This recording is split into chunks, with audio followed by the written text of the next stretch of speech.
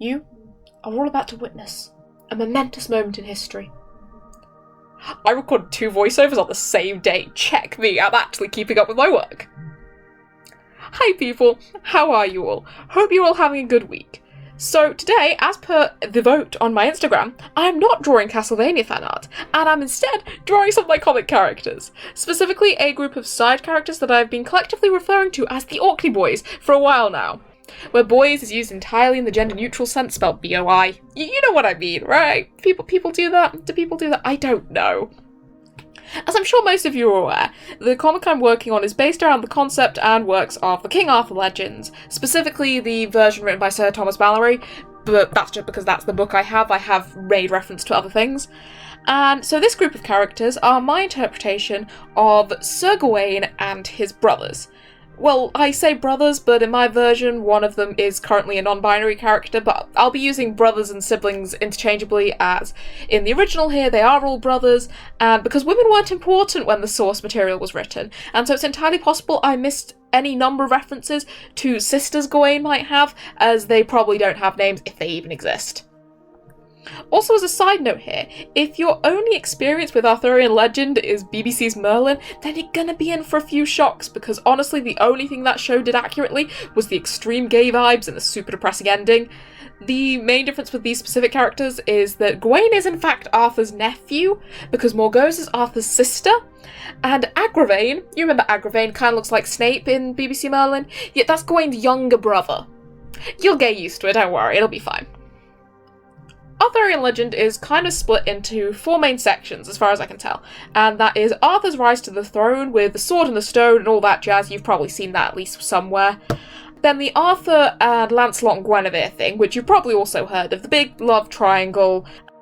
Then there's the Tristan and Iseult thing, which is much less well known and not relevant to this video, but highly relevant to my comic. And then finally is the actual rise and functioning of the Round Table and all its knights, which I suppose does blend into the whole Lancelot, Arthur, Guinevere, for Camelot thing. It all kind of comes together at the end, except for Tristan and Iseult, because I believe their story's wrapped up by that point. But oh well. Gawain and his brothers all belong in this section, really, this last section about the Round Table knights just doing their thing. Both Gawain and his youngest brother Gareth have full story arcs dedicated to them and their adventures, and the middle children, Gaheris and Agrivaine, play roles in the Fall of Camelot arc, quite important roles actually, surprisingly, as well as kind of popping up around the side place, mostly just so that characters like Tristan and Lancelot can, joust with them and knock them off their horses. Because my story is focused on Tristan and Lancelot, and none of these knights are directly connected to either of them, there is admittedly a small chance they won't actually make it into the comic at all as more than a background character or a reference. How much presence they have will entirely depend on how saturated my character roster becomes, which is already quite saturated. And so I'll have to compare them to characters such as Palomides or Sir Kai to decide if they should have a space without it getting confusing. Anyway, that said, let's talk about who these guys are, what their stories look like in the original versions, and how I've adapted them to fit my world.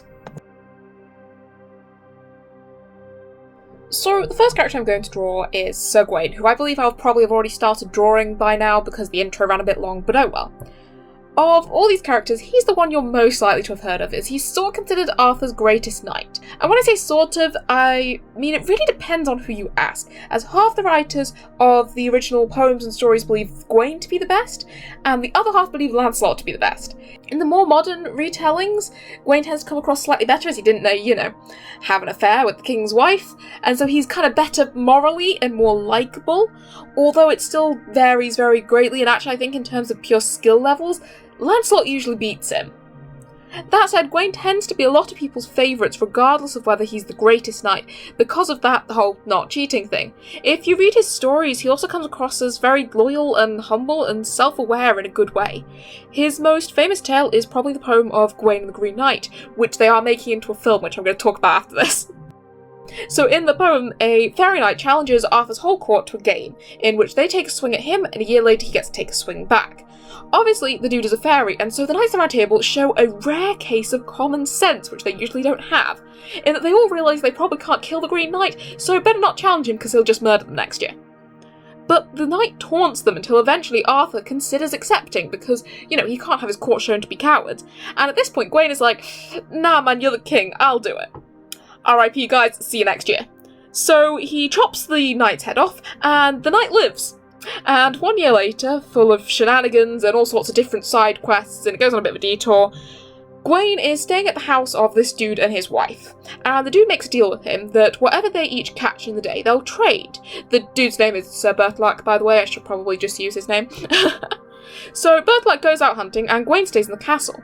Then Berthelac's wife starts hitting on him, and eventually he is forced to kiss her to get her to leave. Berthelac comes home, gives Gawaine some rabbits or a deer or something that he caught, and Gawaine gives him the kiss. This repeats itself a number of times until on the final day, Berthelac's wife also gives Gawaine a magical green girdle, which will supposedly protect him from all harm. After much debate, Gawaine decides to keep the magic girdle and goes off to face the Green Knight. But plot twist, the Green Knight is Sir Berthelac, and it was all a test, and he set his wife up to do this, and his wife doesn't have a name in the original poem, which is just depressing. I've got a friend who calls her Margaret, or in a version I've read, I believe her name's Marion. She's cute. Well, I don't know if she's cute, but I imagine she's cute. Anyway, the knight doesn't chop Gawaine's head off, but scolds him for breaking his word, and sends him on his way wearing the girdle as a badge of his shame. The film version, I believe they've changed a couple of details, namely they've made Morgan Le Fay the villain again. I don't know why every film feels the need to do this. She was actually in charge of this whole thing, but it was more of a petty joke than a outright evilness, so I understand them wanting to put a truer motivation behind the whole Green Knight thing, but why does it always have to be Morgan? Why? She's not even that bad a character in the originals. The other thing they've done is apparently they thought that Gawaine would be, too nice, so he'd be boring. And so they've made him into, your standard kind of roguish, drunkard character, so that he can actually show character development. But the problem is the whole reason the story works is because Gawaine is trying his very best to be the best person he can be, and he fails anyway because he cares about his life too much. It doesn't work if he's not trying to be good in the first place, because that would mean he wasn't trying, and then when he gets to the final hurdle he fails anyway, and it just doesn't... I don't think it makes as good a narrative. I'm slightly sceptical of the film. It comes out in a couple days, I probably won't see it when it first comes out, but we'll see how it goes, and I'm kind of hesitantly looking forward to it, but I am sceptical of that one bit. Anyway, the whole thing tells us two very important things about Gawaine. One, that he's a flawed character who is aware of those mistakes, unlike a lot of other characters in the story, Lancelot, who are essentially perfect if you don't mind a bit of adultery and the occasional disrespect for women. And two, that Gawaine is a bisexual icon and probably only alive because he's a real good kisser and Berthelac just couldn't murder him after all that. Yes, I stole that as a comment off somebody else's video, but it was a damn good comment. I can't remember who made it, but it's a solid point, and we love that. For my version, I really wanted to capitalise on the kind of rough-around-the-edges nature of Gawaine, and whilst I'll probably design him with a full set of armour at some point, because he is meant to be, Arthur's best knight who isn't cheating on him, I thought more leather would kind of give me the look I was after for this particular drawing. As he's a fighter though, I made sure to add lots of little scratches and dirt marks to his tunic and stuff, and his hair is long and luscious, as I 100% imagine him tying it up in a messy bun or something when he's fighting, and I've done a little sketch for that, so I'll put that up on the screen in a minute. His beard is admittedly not drawn very well, but was supposed to make him look a little bit wilder, as well as older, since I imagine him to be about 29, so 3 or 4 years older than most of my cast. Also, the only reason I haven't drawn his whole arm is because it'll be behind his sibling when the drawing is done, and I ain't drawing extra hands if I don't have to. The beard would look better, I'm just really rubbish at drawing beards. It's something I'm trying to get better at because a number of my characters have beards, because they're meant to look like adults and it helps, and also they're all dudes living in the 500 AD or whatever, so they're gonna have beards. If Gawaine does appear in my story, he'll most likely show up as one of Arthur's generals and confidants, although he'll kind of have to fight with Kai for that position. That said, he's a really nice, well-known character, and I certainly plan to stick him in backgrounds and such at round table meetings and things, if I can. I believe he already shows up actually in the third panel in, or something, as one of the kings of the neighbouring nations, because, oh yeah, did I forget to mention, his father was King Lot of Orkney, which is North Scotland, which means that when his father is unfortunately murdered, Gawaine is technically king. He doesn't call himself a king, because as far as he's concerned, Arthur is the one true king of Britain, and he doesn't really hold any power, but technically he is a king and his brothers are all princes, which, so he does appear there, and he'll probably keep appearing in the background, and one of these other characters I think I will get in, and so if I do, Gawaine might show up in the position of that character's brother, so we'll see. We will see. So the next on the list is the youngest character, and that's Gareth. Also, warning for background noise again, I'm really sorry about that, I will try edit it out. Honestly, Gareth is a bit of an interesting one. His story is essentially that he wants to prove that he deserves to be a knight without his nobility backing him up. Basically, he's got the story of BBC Merlin's Gawaine. And so he goes undercover as a servant at Arthur's court, as a serving boy, and he gets nicknamed Beaumans, which means pretty hands, by Sir Kai, and is therefore an insult to his gruff knightly sensibilities. But he keeps his head down until a lady shows up at court who wants help to rescue her sister's castle, but refuses to share her name because her dad fought against Arthur and she's afraid he won't help otherwise. Because she won't say who she is, Arthur decides he doesn't trust her and doesn't give her any knights to help her, and instead she gets Beaumans, who she believes is a servant, and he doesn't contradict her, so she bullies him and complains the whole way to her castle. As per usual, shenanigans ensue upon the way, they go on lots of side quests, but when they finally arrive at the castle, Gareth fights and defeats the knight who had taken the sister captive. Who, as it turns out, had only done all of this because he was annoyed at Lancelot for some reason and wanted his attention, apparently. So anyway, Gareth marries the lovely sister Lyonesse, and the mean damsel, whose name was Lynette, I believe, sometimes marries his sibling Gaheris in some versions of the story. In fact, this story makes up the third book in the Squires' Tales series, and it's one of my favourites in the lot, and I recommend... Well, I don't recommend you read it because it's not everyone's cup of tea, but I really liked it, and it's just got some good characterizations in there. It's also interesting to note that Gareth wasn't knighted by his father on account of him being dead, or by King Arthur, but instead was knighted by Lancelot, who he was supposedly very fond of. That said, during the fall of Camelot, when Lancelot decides to go save Gwen from her potential execution, Gareth is one of the knights killed in the escape. Now, in most versions he was unarmed and it was all a big accident and he was kind of killed in the scuffle, but I quite like the idea of this Lancelot-obsessed kid growing up to realise that what's happening here is wrong and finding the strength to stand up to his own idol and become more of his own person in the process. I like that narrative, but that's obviously just my thoughts. Unfortunately, of all the knights here, Gareth is least likely to make it into my story, despite all his connections with Lancelot, and that is because his story has a lot of similarities to one Sir Bruna, who also gets mocked by Sir Kai and called a funny name, who hides under a fake name and goes off on a journey of self-discovery. Although his is admittedly more revenge-driven, but who's also got a Lancelot-centric narrative. And Sir Bruna is, of course, Dinadan's younger brother, and so possibly a tad more relevant to my story than poor Gareth. So if he does make it in, it won't be to do with his actual story, because chances are bits of Bruna's story are going to leak through anyway, because, you know, when your brother's trying to murder the man you're in love with, you've got some problems. In terms of Gareth's character design, I should first mention that in my version he's about 19, so roughly 10 years younger than Gawaine and about, 4 or 5 years younger than most of my other characters, so he's basically a baby. I'm 19 at the time I'm writing this and I do not feel like a grown-up at all, and so I wanted him to look more childlike than the other characters here. I also gave him quite a short bob sort of haircut, which I would love to say I did because it matches closely with the way I draw Lancelot's hair and shows the copycat nature and how he's actually super obsessed with Lancelot. Not obsessed as in freakishly obsessed, but like the way a teenage girl looks up to a celebrity they like. Gareth grows up wanting to be Lancelot, not Gawaine, which I can imagine would very much annoy Gawaine. It kind of reminds me, have you seen the little meme about how Chris Hemsworth's child keeps trying to dress up as Captain America, not Thor? It's quite funny. It's a bit like that. But yeah, honestly, I just thought the hairstyle would look cute. I didn't actually put that much conscious thought into it. For a while, actually, I used to draw Arthur's hair that way as well, and so it really would have been a whole duality of nature thing, but I ended up changing Arthur's because he just looked like Lancelot with more of a beard, and it was becoming problematic because same face syndrome. Now, you may have seen a colour palette flashing on and off the screen, which is where I've been storing the colours for these characters. One thing I'm particularly proud of at the minute is that every single character has a different skin tone, and also different eye colour and hair colour, but that one I focused on less.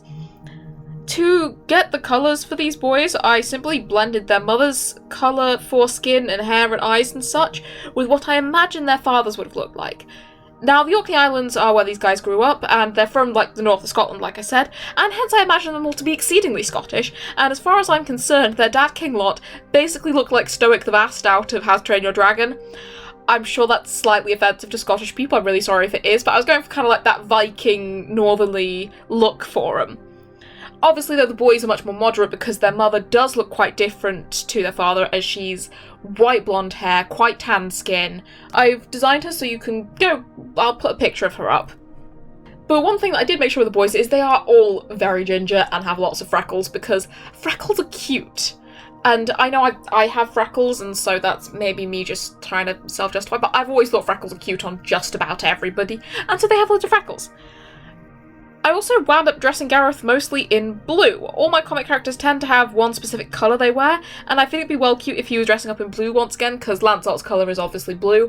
That said, I made his more of like a bluey green, turquoisey kind of colour, just because I thought it was brighter and therefore more childish.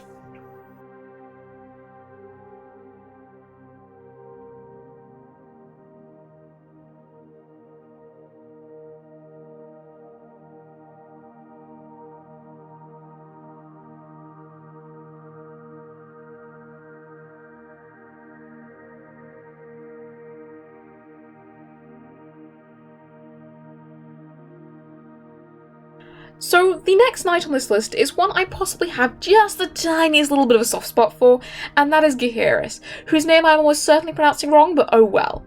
They're also my favourite knight in this series, so I will try my best not to talk ridiculously fast, but I can't make any promises to you. They are the second oldest sibling here, and in some versions officially named Gawaine's favourite sibling, which, given Gawaine is the most sensible of the bunch, kind of tells you a lot about Gaheris right off the bat. Now, Gaheris is probably the most relevant of these four to my specific story, as he actually interacts not only with Lancelot, but with Dinadan as well. Dinadan is such a minor knight that I'm actually imposing him into a lot of my story, and he's not actually involved in certain bits of it in the original tellings, but one event that actually happened in my original text was his meeting with Gaheris. So, Dinadan and his friend Tristan come to an inn, where, to stay the night, you must win a duel against any other knight there. Luckily, two knights just happened to show up. Gaheris and I believe it was Palomides. It might have been Lamorak, but I think it was Palomides.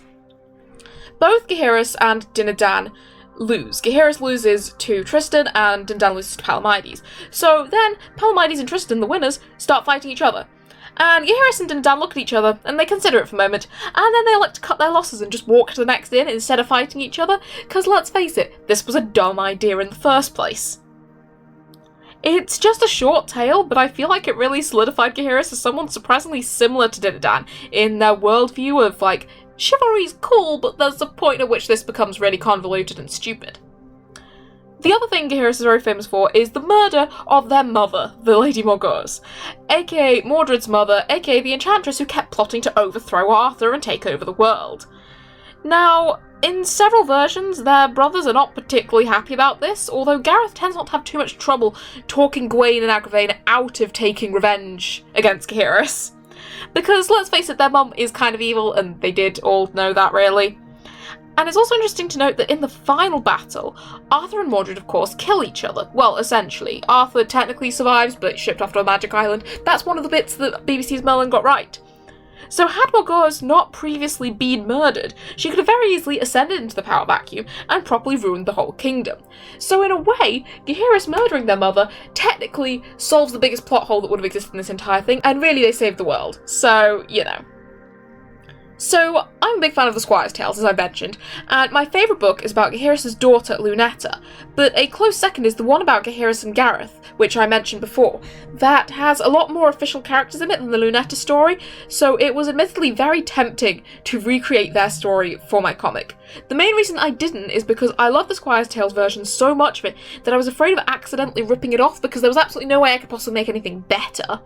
And so I didn't. I decided to do Dinadan instead. I changed a couple of the notes that the author had put in because the author had made Dinadan a musician, which I can't actually find much evidence for in the text, and so it was nice and easy to write a story about a different Dinadan to the one that was in here, but I didn't know how to write a different Gaheris. That said, because Gaheris is one of my favourite characters, I've been desperately trying to find a way to put them into my story since the beginning. Unfortunately for them, I ended up adapting some of their scenes for Tristan's Squire Governale instead, because it was becoming a little bit too difficult to make Gaheris fit right, given the vast number of characters I've got and his general unrelatedness to all of them. but I do still intend to find a place for them, and I've got a plan. I don't know if it'll work, it might need some adjusting, but I've got a plan. Also, if you couldn't tell by the pronouns, Gaheris is the non-binary character. There isn't particularly any reason for them being non-binary, other than I wanted to put a non-binary character in, and I'd already made them pretty androgynous to begin with, because I just love androgynous aesthetics. I dress quite androgynously some of the time, despite being cis, just because I like it. I also gave them a little redesign for this video because their outfit used to be a lot more minimalist than this, but I've been looking for excuses to put a fancy leather corset on someone for ages, and really struggling because of all the female characters are just a little bit too posh or too practical for it to make sense on them, so Gaheris gets it instead. Because they are technically a middle child, and I feel like they deserve that dramatic middle child flair. Unless, of course, middle child syndrome is just some weird thing we came up with in my family, but the Sherlock memes lead me to believe otherwise. In hindsight, though, I have realised that Gov is already wearing a much simpler corset-like piece, so I suppose if I ever redesign Gaheris in the future, I can always hand down the fancy corset to Gov, who would also probably rock it. I just should put all the men in corsets. I like them, they look cute, they're fun to draw. Whilst I have grown significantly more attached to my more major characters whilst working on them, particularly Governell, who I was kind of a bit sceptical of putting in at all at first, Gaheris is still one of my favourites, and I will always love them and how I've designed them so far, so you can definitely expect to see them come back sometime soon. I'll probably draw them in the future. I definitely will find space for them in my comic, although they don't appear in the background yet, but they will. They definitely will. I just need to work out what the right moment to introduce them is, such that you're already used to everyone who exists. Also, future me here, I will apologise, I know I messed up the pronouns at least once there. It's because I originally had designed them as a male character and now they're a non-binary character. I'm doing my best, I didn't manage to catch all of them. I re-recorded some bits, but I just couldn't for that one, so sorry, I'm trying. I mean, I suppose it's my character, so they can use whatever pronouns I say they do, but I want them to use they, them pronouns, so I should really not mess that up again. Oops.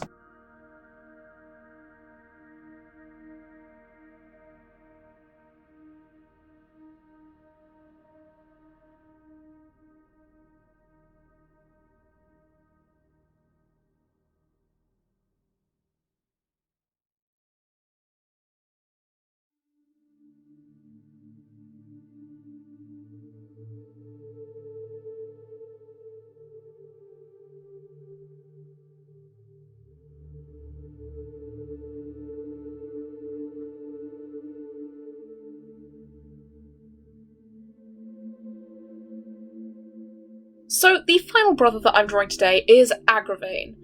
Honestly, he's the one I know least about, with a few minor exceptions. Firstly, I was informed by an internet friend that apparently he really dislikes Gaheris because Gaheris is a better fighter. Now, to me this is low-key hilarious, because I'm used to reading a version of Gaheris that's absolutely useless with a sword, although I have since caught up in Le Morte d'Arthur and discovered this is actually contradicted by the source material, but oh well. So I have always imagined this, once I heard it, that what really happened is they had like a sword fight when they were, I don't know, 6, and Agrivaine was super excited because he's a better swordsman, so he invited all his friends around, and that was the one and only time Gaheris ever beat him, and he's just still bitter about it all these years later. I also imagine Agrivaine to only be a year or so younger than Gaheris, so they aren't technically twins, but might as well be if you consider the age gaps between Gawaine and Gaheris and between Agrivaine and Gareth. And so I get the feeling they have that sort of intense sibling rivalry of both wanting to be the favourite middle child despite the fact that there's 2 of them. The other thing Agrivaine is unfortunately known for is his close loyalty to his mother. Because of this, he winds up aiding Mordred on his quest for the throne, helps expose Lancelot and Guinevere's affair, and one other thing. My brilliant Dinadan is travelling to Camelot in hopes of getting Arthur to outright remove King Mark from the Cornish throne, because if you didn't know, Mark's wife cheats on him repeatedly and he starts getting very grumpy and violent, and it's a whole thing and it really escalates. And also, Dinadan's close friends with Tristan, who is having the affair with said wife, so, I mean, really, Dinadan? Why'd you get involved with this? Anyway, that's what Dinadan's doing, but unfortunately, on his way back, he runs into 2 knights who happen upon him, and who really dislike him because he's friends with Lamorak or something equally stupid, and so they murder him. Those knights are Agrivaine and Mordred. Now, obviously, I'm changing a couple things up with my story, and I say a couple things, I mean a lot of things, because everybody's like 90% more gay in my story. But I'm also changing a lot of plot things, and so I probably won't end up killing my main character off quite like that, if I kill him off at all.